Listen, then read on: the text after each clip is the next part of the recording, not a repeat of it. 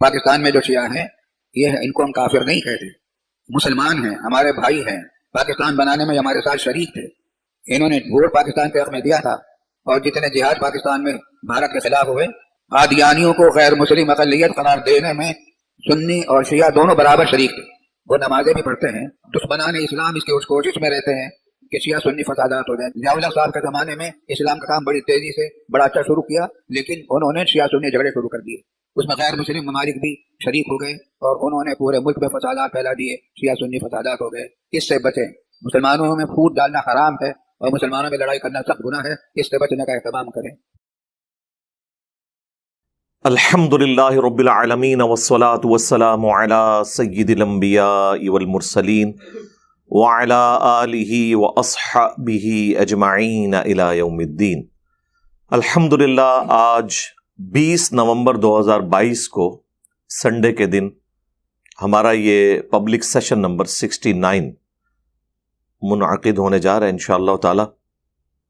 آپ کے سوالات یہ پرچیوں کی شکل میں میرے پاس ریئل ٹائم آ چکے ہیں، لیکن انہیں ڈسکس کرنے سے پہلے دو ایسی شخصیات ہیں کہ جن کی ڈیتھ اسی ویک میں ہوئی۔ اس میں ایک تو ہمارے ساجد حسین بٹ صاحب رحمہ اللہ تعالی، جو ہماری اکیڈمی کی ساری سیکیورٹی کو دیکھتے تھے،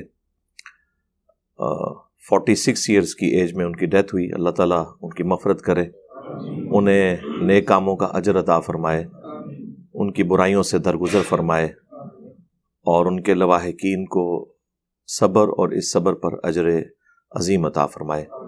انا للہ و انا الیہ راجعون، اللہم اجرنی فی مصیبتی و اخلف لی خیرا منہا۔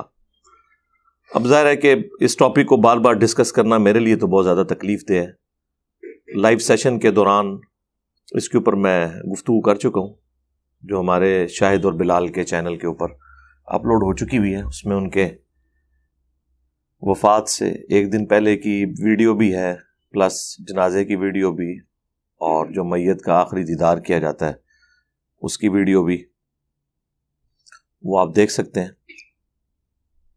اور دوسرا، مفتی تقی عثمانی صاحب حفظہ اللہ تعالیٰ کے بڑے بھائی بھی فوت ہوئے ہیں، مفتی رفیع عثمانی صاحب رحمہ اللہ تعالیٰ۔ اللہ تعالیٰ ان کی غلطیوں سے بھی درگزر فرمائے، انہیں نیک کاموں کا اجر عطا فرمائے، اور ان کے لواحقین کو صبر اور اس صبر پر اجر عظیم عطا فرمائے، آمین۔ میں مفتی رفیع عثمانی صاحب کو اتنا زیادہ تو جانتا نہیں ہوں، میں نے ان کی کتابیں بھی نہیں پڑھی، چونکہ مفتی تقی عثمانی صاحب ایک ڈومیننٹ پرسنالٹی ہوئے ہیں، اس وجہ سے ان کے جو بڑے بھائی تھے ان کی شخصیت اس طرح عوامی سطح کے اوپر زیادہ نمایاں نہیں ہو سکی۔ لیکن یہ حقیقت بات ہے کہ اتحاد امت کے حوالے سے ان کا جو کانسیپٹ ہے وہ بڑا کلیئر تھا۔ ان کی چند ایک ویڈیوز میں نے چھوٹے چھوٹے کلپس آج نہیں، آج سے تقریباً 2-3 سال پہلے دیکھے تھے، جس میں وہ اتحاد امت کے اوپر بات کر رہے تھے، اور میں نے تو یعنی وہ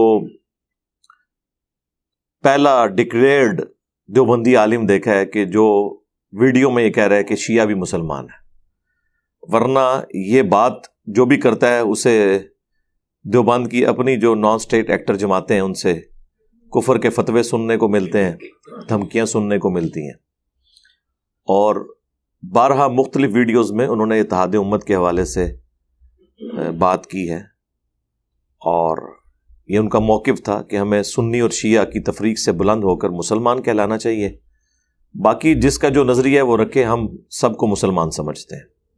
پاکستان میں جو شیعہ ہیں یہ ان کو ہم کافر نہیں کہتے، مسلمان ہیں، ہمارے بھائی ہیں، پاکستان بنانے میں ہمارے ساتھ شریک تھے، انہوں نے ووٹ پاکستان کے حق میں دیا تھا، اور جتنے جہاد پاکستان میں بھارت کے خلاف ہوئے، قادیانیوں کو غیر مسلم اقلیت قرار دینے میں سنی اور شیعہ دونوں برابر شریک تھے۔ وہ نمازیں بھی پڑھتے ہیں، دشمنان اسلام اس کی اس کوشش میں رہتے ہیں کہ شیعہ سنی فسادات ہو جائیں۔ ضیاء اللہ صاحب کے زمانے میں اسلام کا کام بڑی تیزی سے بڑا اچھا شروع کیا، لیکن انہوں نے شیعہ سنی جھگڑے شروع کر دیے، اس میں غیر مسلم ممالک بھی شریک ہو گئے اور انہوں نے پورے ملک میں فسادات پھیلا دیے، شیعہ سنی فسادات ہو گئے۔ اس سے بچیں، مسلمانوں میں پھوٹ ڈالنا حرام ہے اور مسلمانوں میں لڑائی کرنا سخت گناہ ہے، اس سے بچنے کا اہتمام کریں۔ اسی وجہ سے بعض لوگ ان کے اوپر یہ بھی الزام لگاتے تھے شاید وہ ایجنسیوں کے بندے ہیں، اور یہ تو ایک بڑی ادبی گالی ہے نا لوگوں کو دینے کے لیے۔ پاکستان میں دو بڑی گالیاں بکتی ہیں، ایک ایجنسیوں کا بندہ، دوسرا قادیانی، اور تیسرا الزام ایسا ہے جو کسی بھی وقت کسی کے اوپر لگایا جا سکتا ہے، وہ ہے گستاخ ہونے کا فتویٰ۔ بس گستاخ کا لفظ بولنا ہے، آگے جو مرضی آپ لگائیں، جس کا دل ہے وہ گستاخ رسول کہہ دے، جس کا دل ہے وہ گستاخ صحابہ کہہ دے، کسی کو جس کا دل ہے وہ گستاخ اولیاء کہہ دے، گستاخ اہل بیت کہہ دے، سوائے یہ کہ اللہ کا گستاخ کوئی نہیں ہوتا۔ میں نے آج تک کوئی گستاخ اللہ نہیں سنا، اس لیے کہ اللہ تعالیٰ کے ساتھ فرقوں کی کوئی جذباتی ہمدردی نہیں ہے جو شخصیات کے ساتھ ہوتی ہے۔ اسی وجہ سے آپ کو اللہ کا گستاخ اس کے بارے میں کوئی بات نہیں ملے گی،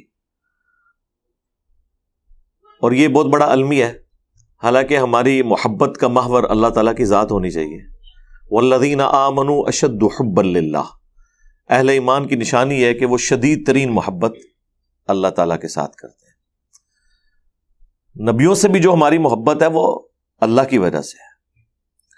النبی اولا بالمؤمنین من انفسہم وازواجہ امہاتہم، نبی مومنین کی جانوں سے بڑھ کر ان پر حق رکھتے ہیں، اور نبی کی بیویاں امت کی مائیں ہیں۔ تو اس میں تو کوئی شک ہی نہیں، رسول اللہ کا حق ہم پہ مخلوقات میں سب سے بڑھ کر ہے۔ لیکن نبی علیہ السلام سے بھی جو ہماری محبت اور عقیدت ہے، اس کی بنیاد اللہ تعالیٰ کی ذات ہے۔ یہ خود رسول اللہ صلی اللہ علیہ وآلہ وسلم نے فرمایا، جامعہ ترمذی میں حدیث ہے، مشکات کے اندر بھی موجود ہے، المستدرک للحاکم میں بھی ہے، امام حاکم نے اس حدیث کو صحیح کہا اور امام ذہبی نے موافقت کی۔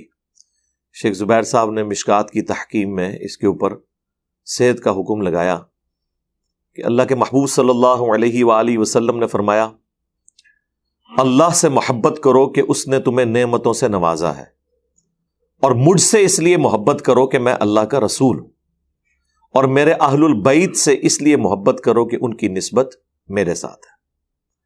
یعنی چین یہ چلتی ہے کہ آپ نے اللہ کی نسبت کی وجہ سے اس کے پیغمبروں سے، اس کے پیغمبر کے اہل البیت سے، اس کے پیغمبر کے اصحاب سے محبت کرنی ہے، اور باقی جو بزرگ بابے ہیں، علماء ہیں، جتنے بھی آپ آگے چیزیں جوڑ لیں وہ تو سارے بعد میں آتے ہیں۔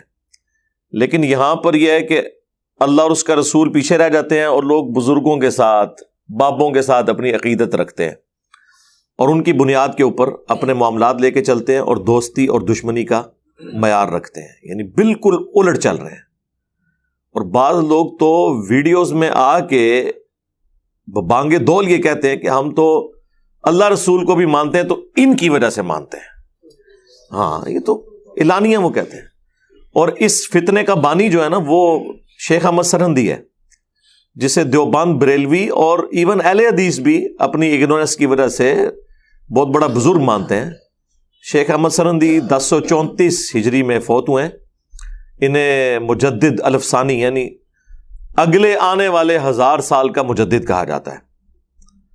اور جاہلیت کا یہ عالم ہے کہ لوگوں کو یہ پتہ ہی نہیں ہے کہ مجدد تو 100 سال کا ہوتا ہے، جو ابو داؤد کے اندر حدیث ہے، اور المستدرک للحاکم میں حدیث موجود ہے، مشکات میں بھی ہے، کہ اللہ تعالیٰ اس امت میں ہر صدی کے کنارے کے اوپر ایک ایسا شخص بھیجے گا جو دینی معاملات میں تجدیدی کام کرے گا۔ یہ نہیں ہے کہ وہ نیا دین لے آئے گا، مراد یہ کہ جو وقت کے تھپیڑوں کی وجہ سے ایک 100 سال کے اندر ڈیویشن آ جاتی ہے، تو وہ شخص آ کے ان سارے معاملات کی اصلاح کر دے گا۔ اور اس میں بس 2 ہی مجدد ہیں جن کے اوپر پوری امت متفق ہے، ایک پہلا اور ایک آخری۔ بیچ میں جو ہے وہ اختلاف ہے، اور اب تو اختلاف اس لیول کا ہے کہ ہر فرقے کا اپنا مجدد الگ ہے۔ آپ بریلویوں سے پوچھیں تو وہ احمد بریلوی صاحب کو مجدد کہہ دیں گے، اور دیوبندیوں سے پوچھیں تو وہ اشعری تھانوی صاحب کو کہہ دیں گے، اور ایک دوسرے کے بارے میں پوچھیں تو وہ کہیں گے ان سے بڑے گمراہی کوئی نہیں ہے۔ اس صدی میں پہلے مجدد عمر بن عبدالعزیز ہیں رحمہ اللہ تعالی، المتوفا 101 ہجری، 99 ہجری میں خلیفہ بنے اور 101 ہجری میں ان کی ڈیتھ ہوئی. بمشکل ان کی 38 سال عمر تھی اس وقت، اور انہیں زہر دے کے قتل کیا گیا. ان کے بارے میں سنی اور شیعہ دونوں متفق ہیں کہ وہ پہلی صدی کے مجدد ہیں، اس لیے کہ جو کارنامہ انہوں نے ایسا کیا ہے کہ جس کے حوالے سے سنی اور شیعہ دونوں افیکٹی تھے. یعنی بنو امیہ نے جو کچھ کیا تھا ان کی گندگی کو انہوں نے صاف کیا. اب دیکھیں اہل سنت کے ہاں عمر بن عبدالعزیز کو مجدد تو بتایا جاتا ہے، لیکن یہ بہت کم لوگ بتاتے ہیں کہ انہوں نے کام کیا کیا ہے. کام انہوں نے یہی کیا ہے کہ 60 سال سے جو ممبروں پر مولا علی علیہ السلام پر لعنت ہو رہی تھی، اہل البیت کے ساتھ ظلم ہو رہا تھا، اور بنو امیہ نے مال کے اعتبار سے، زمینوں کے اعتبار سے باقی امت کا استحصال کیا تھا، وہ انہوں نے سب کچھ ریورس کیا. ایون انہوں نے اپنی جو بیوی تھی اس کے بھی سارے زیورات بیت المال میں جمع کروائے، کیونکہ وہ بیٹی تھی عبد الملک بن مروان کی، جو مروان کا بیٹا تھا. مروان بھی آپ کو پتا ہے حکمران بنا بنو امیہ کا، پھر اس کے بعد اس کا بیٹا عبد الملک بن مروان، اور پھر عبد الملک بن مروان کے 4 بیٹے جو ہیں وہ بنو امیہ کے حکمران بنے ہیں. اور یہ 4 بیٹوں کی سسٹر تھی ان کی بیوی فاطمہ اس کا نام تھا. شاید کوئی نام کی کوئی برکت تھی، وہ بھی بڑی نیک عورت تھی، فاطمہ بنت عبد الملک. اس لیے کہا جاتا ہے کہ انسانی تاریخ میں اس سے زیادہ پاورفل لیڈی کوئی نہیں آئی ہے کہ جس کا باپ 3 براعظموں کا حکمران، جس کا خاوند 3 براعظموں کا حکمران، جس کے 4 بھائی یکے بعد دیگرے بنو امیہ کے حکمران، یعنی دنیاوی طور پہ ایک پاورفل خاتون. تو انہوں نے بھی اپنے خاوند کا ساتھ دیا الحمدللہ ہر اعتبار سے. بہرحال یہ پہلے مجدد اور آخری مجدد سیدنا امام محمد بن عبداللہ المہدی جنہوں نے ابھی آنا ہے، بس یہ 2 مجدد ہیں جن کے اوپر متفق ہے. باقی تو ہر فرقے کے اور تمام بزرگوں کے جو کلٹ بنے ہوئے ہیں ان کے اپنے اپنے مجددین ہیں.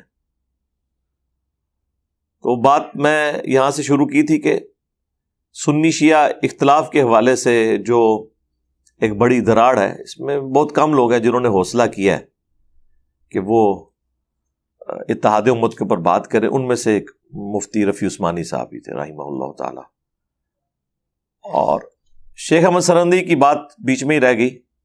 انہوں نے اپنے مکتوبات میں یہ چیز لکھی اور بڑے لوگوں نے کوٹ بھی کیا کہ وہ فرمایا کرتے تھے کہ میں اللہ سے اس لیے محبت کرتا ہوں بلکہ اللہ کو مانتا اس لیے ہوں کہ وہ رسول اللہ کا رب ہے. نعوذ باللہ.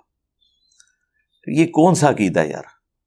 کیا رسول اللہ کے دنیا میں مبعوث ہونے سے پہلے اللہ لوگوں کا رب نہیں تھا؟ یا ایون مخلوقات کی پیدائش سے پہلے کیا اللہ تعالیٰ اپنی شان کے لائق ایگزسٹ نہیں کرتا تھا؟ قرآن تو ہمیں کچھ اور بتا رہا ہے. قرآن تو کہہ رہا ہے کہ لقد من اللہ علی المؤمنین اذ بعث فیہم رسولا، بے شک یہ تو اللہ کا احسان ہے مومنین پر کہ ان میں سے ہی ایک رسول بھیجا، من انفسہم، جو ان کی اپنی جانوں میں سے ہے، ان کی اسپیشی میں سے ہے، ان کے خاندان قریش میں سے ہے. یتلو علیہم آیاتہ ویزکیہم ویعلمہم الکتاب والحکمہ، جو ان پر اللہ کی آیات تلاوت کرتے ہیں، ان کا تزکیہ کرتے ہیں، انہیں پاک کرتے ہیں قرآن کی برکت سے. اللہ کی ضربیں لگا کے نہیں اور نفس کا ذکر کر کے نہیں، بلکہ قرآن کے ذریعے، اور انہیں کتاب و حکمت کی تعلیم دیتے ہیں. اس سے پہلے وہ کھلی گمراہی میں تھے. تو اللہ تعالیٰ تو کہہ رہا ہے کہ میرا احسان ہے رسول اللہ کا تم میں آنا، اور یہ کہتے ہیں کہ یہ رسول اللہ کا احسان ہے کہ انہوں نے اللہ کا تعارف کروایا. اندازہ کریں. بخاری مسلم میں حدیث ہے، وہ غزوہ خندق کے موقع پر جب وہ خندق کھودی چاہ رہی تھی تو نبی علیہ السلام وہ کچھ اشعار پڑھ رہے تھے صحابہ کرام، اور اس موقع پہ نبی علیہ السلام نے فرمایا کہ اے اللہ اگر تو نہ ہوتا تو ہمیں ہدایت نہ ملتی. یعنی رسول اللہ اپنی ہدایت کو بھی اللہ کی طرف منسوب کر رہے ہیں. قرآن میں ہے نا وَوَجَدَكَ ضَالًّا فَهَدَىٰ، اے نبی ہم نے آپ کو اپنی محبت میں خود رفتہ پایا تو آپ کو ہدایت کی اعلیٰ ترین منزل تک پہنچا دیا. پچھلے دنوں میں نے اس آیت کے اوپر بھی ڈسکشن کی تھی کہ یہ جو اہل حدیث اور دیوبند نے ترجمہ کیا ہے یہ بالکل غلط ہے کہ ہم نے رسول اللہ کو ناواقف پایا یا گمراہ پایا اور ہدایت دی. نعوذ باللہ. یہاں ضال کا معنی ہے کسی کی محبت میں ڈوب کر اسے تلاش کرنا. ان ابانا لفی ضلال مبین، جس طرح یوسف علیہ السلام کے بھائیوں نے کہا تھا کہ بے شک ہمارے ابا جو ہیں وہ تو ڈوب چکے ہیں یوسف کی محبت کے اندر. وہ اپنے ابا کو گمراہ نہیں کہہ رہے تھے کیونکہ وہ بیٹے ان کے مسلمان تھے اور صحابی تھے اور والد بھی ان کا پیغمبر تھا. کوئی عام پیغمبر کا ماننے والا صحابی وہ یہ نہیں کہہ سکتا کہ میرا پیغمبر جو ہے وہ گمراہ ہو چکا ہے. تو جو بیٹے ہوں انہوں نے کیسے کہنا تھا؟ ان ابانا لفی ضلال مبین، بے شک ہمارے ابا یوسف کی محبت میں ڈوب چکے ہیں، صراحتاً ڈوب چکے ہیں.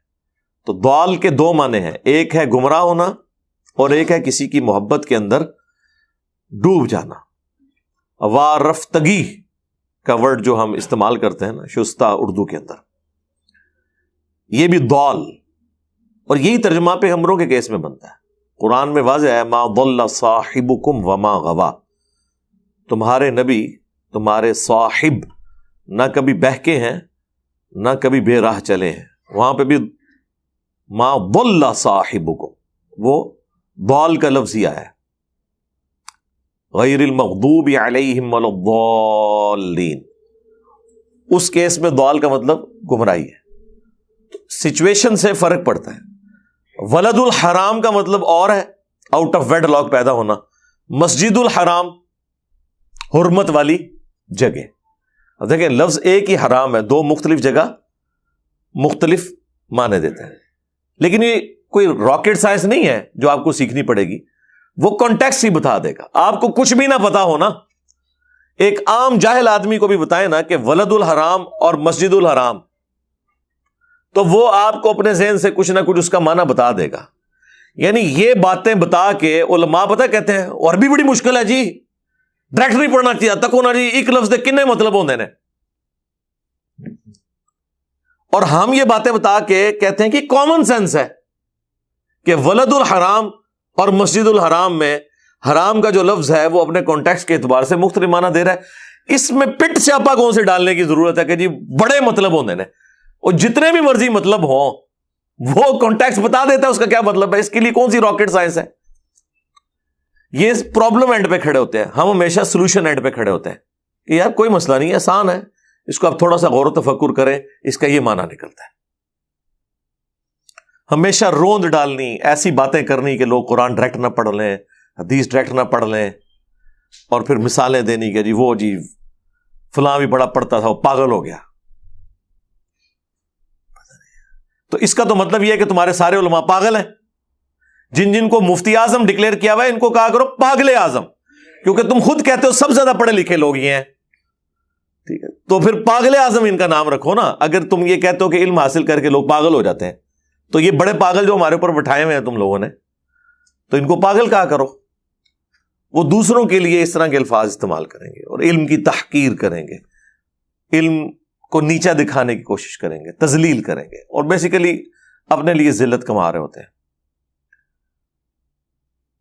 باقی اللہ تعالیٰ جسے توفیق دیتا ہے اور جو ہدایت کا طلبگار ہوتا ہے وہ حق تک پہنچ جاتا ہے. میں تو اس حوالے سے بالکل کلیئر ہوں، اللہ تبارک و تعالیٰ کسی کو بے آسرا نہیں چھوڑتا، بشرطے کہ آپ کی نیت ہو کہ آپ نے حق حاصل کرنا ہے. یہ پہلی اور آخری شرط یہ ہے. ایک ہی شرط ہے کہ آپ سچائی کو پسند کرتے ہیں، جب دل گواہی دیتا ہے تو اسے قبول کرتے ہیں. اور اگر آپ کے اندر یہ خاصیت نہیں ہے، ویسے تو ہر انسان میں یہ ہے، آپ نے جان بوجھ کے اسے دفنا دیا ہے، تو سرکار پھر آپ رسول اللہ کا زمانہ پا کر بھی ابو جہل ہی رہیں گے. ہاں، رسول اللہ کا زمانہ پا کر بھی رسول اللہ کے ہاشمی خاندان سے ہوتے ہوئے، آپ کے ساتھ رشتہ داری ہوتے ہوئے، چچا ہوتے ہوئے ابو لہب بھی رہیں گے. اور اگر آپ کے اندر تڑپ موجود ہے تو آپ یمن میں ہوں گے وہ ایسے کرنی بن جائیں گے. ٹھیک ہے، آپ فارس کے رہنے والے ہوں گے، کتنے مذاہب سے ہوتے ہوئے الٹیمیٹلی مکے پہنچ کے تو سلمان فارسی بن جائیں گے. غلام ہوتے ہوئے سیدہ سمیہ اور سیدنا یاسر اور ان کے بیٹے عمار بن یاسر رضی اللہ عنہم اجمعین وعلیہم السلام اجمعین، ایمان آپ کا مقدر ہو جائے گا. آپ کتنے اللہ کے لیے مخلص ہیں. آج بھی آپ لوگ، یہ میرے پچھلے دنوں میں ویڈیو اپلوڈ ہوئی ہے فرقہ بازوں کو سمجھانے کا طریقہ، تو اس میں نے بتایا آپ ٹیسٹر لگا لیں، آپ کو پتہ چل جائے گا. یہ جو لوگ کہتے ہیں نا بات سمجھ نہیں آئی، میں تو اس کے ساتھ ایگری نہیں کرتا. یہ تو اللہ کے اوپر جھوٹ باندھنا ہے کہ آپ یہ کہیں گے کسی کو بات سمجھ نہیں آئی ہے. اس کا تو مطلب ہے اگر کسی کو بات سمجھ نہیں آ رہی ہے تو اٹ مینز اللہ تعالیٰ نے اسے اتنا نااہل بنایا کہ اللہ تعالیٰ چاہتا ہے کہ اسے جہنم میں پھینکے. نہیں، آپ جاہل سے جاہل بریلوی لے آئیں جس کے بارے میں آپ کا کلیم ہے نا کہ اس کو کوئی بات سمجھ نہیں آتی ہے، اس سے آپ ذرا پوچھیں کہ یہ اشرف علی تھانوی رسول اللہ جو ہے وہ کہے گا کافر ہے، اور اسے پتا بھی ہوگا پہلے، یہ میں آپ کو بتا دوں. اور ساتھ ہی چشتی رسول اللہ کا پوچھیں تو اس کے دماغ میں یہ بات خود بخود اس کے ڈیٹے میں سے آ جائے گی کہ تو یہ ہمارے پیچھے آنے لگا ہے. تو آپ کہہ رہے ہیں بونگے ہیں، پاگل ہے، تو کہے گا جی یہ تو منو کو پتہ ہی نہیں لکھیا بھی ہے کہ نہیں، تو ایوی کر. اچھا اس ساری تو دوسرا لکھیا پڑھا سی خود اشرف علی رسول اللہ. ہمارے وہ اسٹوڈنٹس کے ماں باپ ان کو کہتے ہیں جی ہمارے بزرگ پاگل تھے، تم لوگوں نے نیا طریقہ نکال لیا ہے، یہ کہاں لکھا ہوا ہے؟ تو میں اپنے اسٹوڈنٹ سے کہتا ہوں کہ پہلے اپنے ماں باپ سے پوچھو نا کہ تم جس دین کے اوپر چل رہے ہو یہ کہیں لکھا ہوا پڑھا تھا؟ اپنا تو بغیر لکھے ہوئے پڑھ کے ہی عمل کر رہے ہو نسل در نسل، اور ہم سے کہہ رہے ہو لکھا ہوا دکھاؤ. چلو ہم دکھا بھی دیتے ہیں، ہم تو دکھا دیں گے، اور تمہارے پاس قیامت تک ٹائم ہے، تم دکھا نہیں سکو گے. پھر کیا نکلے گا اس میں سے؟ اس کے بعد یہ نکلے گا دشمنی، غصہ، دل کا غم. اس کا تو کوئی علاج نہیں ہے. وہ تو علماء یہود میں بھی اللہ نے کہا کہ ان کے جو سینے ہیں نا وہ یہ زبان سے بولتے ہیں، اس سے زیادہ ان کے سینوں کے اندر غم ہے اس بات کا کہ یہ پیغمبر جو ہے وہ بنو اسماعیل میں کیوں آ گئے ہیں، بنو اسرائیل کو چھوڑ کے. تو دل کے غم کا تو کوئی علاج نہیں ہے. اگر کسی کو یہ غم لگ گیا نا کہ میرا فرقہ کو غلط نکل آیا، تو بجائے اس کے اوپر رونا رونے کے اللہ کا شکر ادا کریں کہ وہ فرقہ غلط نکلا، اس کے باوجود اللہ تعالیٰ نے مجھے اس میں سے بچا لیا. اس چیز کی خوشی آپ کے اس غم پر بھاری ہونی چاہیے، بجائے یہ کہ آپ روگ لگا کے بیٹھ جائیں. یہ اکثر لوگ یہی روگ لگا کے بیٹھے ہوئے، ابا جی بھی ساڈے دا مطلب ہے وہ تے تہجد گزار سن. صرف تہاڈا ہی ابا تہجد گزار سی؟ دیوبندیوں کے ابے تہجد گزار نہیں ہے؟ شیعہ کے ابے تہجد گزار نہیں ہے؟ قادیانیوں کے ابے تہجد گزار نہیں ہے؟ تو بریلویوں کے ابے بھی اگر تہجد گزار ہیں تو اسے کیا فرق پڑا؟ کیا یہ کرائٹیریا ہے؟ کرائٹیریا ہے علم، قرآن و سنت کے دلائل کی روشنی میں چیزوں کو ماننا. اگر آپ نے کرائٹیریا یہ رکھنا ہے کہ میری جذباتی ایفیلیشن ہے تو اس کا تو کوئی علاج نہیں میرے بھائی. وہ تو پھر آپ پوری زندگی اسی طرح سرگردہ رہیں گے. لہٰذا میں بالکل اس ڈاکٹرن کو نہیں مانتا کہ لوگوں کو سمجھ نہیں آتی یا وہ بیچارے اتنے اگنورنٹ ہیں. نہیں، جب آپ نے بتا دیا ان کی بوتھیاں آپ کو بتائیں گی. وہ جو مکاری اپنے چہرے سے کر رہے ہوں گے نا، وہ آپ کو مکاری بتا رہی ہوگی کہ اس کو سمجھ آ گیا ہوا ہے، صرف یہ ٹیک چالیاں کر رہا ہے، چاہے وہ آپ کا ابا ہو یا آپ کا دوست ہو. اس کی مکاری آپ کو نظر آئے گی کہ یہ مکاری کر رہا ہے اس وقت. تو وہ مکاری اپنے ساتھ ہی کر رہا ہے. ہماری بلا سے پوری دنیا جہنم میں چلی جائے، کسی کے جہنم میں جانے سے مجھے کیا فرق پڑتا ہے؟ یہ تو قرآن میں لکھا ہے کہ قیامت والے دن انسان اپنے ماں باپ سے بھاگے گا، بیوی بچوں سے بھاگے گا، اور اس سے بڑھ کر اللہ تعالیٰ فرما رہا ہے انسان یہ بھی کہے گا کہ مجھ سے میرے بچے، میری بیوی، سب کچھ لے لے یا اللہ مجھے چھوڑ دے. اس سے سخت جملہ کوئی ہو سکتا تھا؟ وہ بیوی بچے جن کے پیچھے لوگ حلال اور حرام کی تمیز نہیں کرتے، قیامت والے دن اللہ تعالیٰ قرآن میں فرما رہا ہے، یہ کوئی حدیث بھی نہیں ہے کہ آپ اس کے اوپر کہیں کہ پتہ نہیں صحیح ہے کہ نہیں، یہ قرآن میں لکھا ہوا ہے. پارہ نمبر 30 کھولیں تو یہی سارا ٹاپک ہے. سورہ عبس کے اندر اینڈ پہ اللہ تعالیٰ فرما رہا ہے کہ وہ اپنے تمام رشتہ دار قربان کرنے کے لیے تیار ہو جائے گا، بیوی بچے دے کے کہے گا کہ یا اللہ مجھے چھوڑ دے. تو یہی بات اگر میں دنیا میں کروں کہ بھاڑ میں گئے ماں باپ، بیوی بچے، رشتہ دار، ہر شخص کو پہلے اپنی آخرت کی فکر کرنی چاہیے. تو اس کے اوپر برا ماننے والی کون سی بات ہے؟ اور اگر کوئی برا مان رہا ہے نا تو یہ وہی بندہ ہوگا جو قیامت والے دن انہی بیوی بچوں کو اللہ تعالیٰ کو فدیے کے طور پر دے کے کہہ رہا ہوگا مجھے چھوڑ دے. لہٰذا اس کے بیوی بچے بھی اس سے ہوشیار رہیں کہ اس نے تو تمہیں بیچ کے اپنی جنت پکی کرنی ہے. بھاڑ میں گیا تمہارا ابا، خاوند گیا بھاڑ میں، بچے گئے بھاڑ میں. تم قرآن و سنت کو دیکھو اور اس کے اوپر عمل کرو، ورنہ قیامت والے دن انہی رشتہ داروں نے تمہیں اللہ تعالیٰ کے سامنے پیش کرنا ہے قربانی کا بکرا بنا کے. تو بہتر نہیں ہے کہ آپ اس دن آنے سے پہلے ہی اپنی آخرت کی تیاری کر لیں اور اس شخص کے ساتھ اپنی نسبت مضبوط کر لیں جس کی قبر مدینے میں ہے صلی اللہ علیہ وآلہ وسلم. میرے نبی سا ہے ہی کوئی نہیں، تیرے بابے تھے شے ہی کوئی نہیں. ہاں